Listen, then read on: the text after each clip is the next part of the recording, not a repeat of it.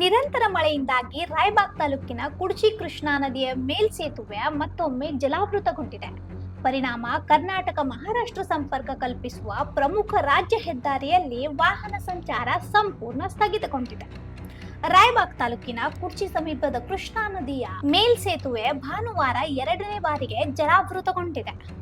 ಕಾಗವಾಡ್ ಕಲಾದಗಿ ರಾಜ್ಯ ಹೆದ್ದಾರಿಯಲ್ಲಿರುವ ಈ ಸೇತುವೆ ಕರ್ನಾಟಕ ಮತ್ತು ಮಹಾರಾಷ್ಟ್ರವನ್ನು ಸಂಪರ್ಕಿಸುವ ಪ್ರಮುಖ ಮಾರ್ಗವಾಗಿದ್ದು, ನೀರಿನ ಮಟ್ಟ ಏರಿಕೆಯಿಂದ ಸೇತುವೆ ಮೇಲೆ ನೀರು ಹರಿಯುತ್ತಿದೆ. ಭದ್ರತಾ ದೃಷ್ಟಿಯಿಂದ ಈ ಮಾರ್ಗದಲ್ಲಿ ವಾಹನ ಸಂಚಾರವನ್ನು ಸಂಪೂರ್ಣವಾಗಿ ಬಂದ್ ಮಾಡಲಾಗಿದೆ.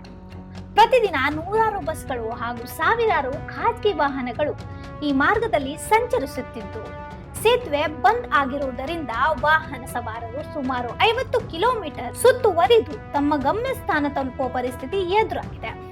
ಯಾವುದೇ ಅವಘಡ ಸಂಭವಿಸದಂತೆ ಮುನ್ನೆಚ್ಚರಿಕೆ ಕ್ರಮವಾಗಿ ಕುಡ್ಚಿ ಪೊಲೀಸರು ಸೇತುವೆ ಬಳಿ ಬ್ಯಾರಿಕೇಡ್ಸ್ ಗಳನ್ನು ಅಳವಡಿಸಿ ಸಾರ್ವಜನಿಕರ ಪ್ರವೇಶವನ್ನು ನಿರ್ಬಂಧಿಸಿದ್ದಾರೆ. Sanju Bakude, voice of Enugram, Raibag.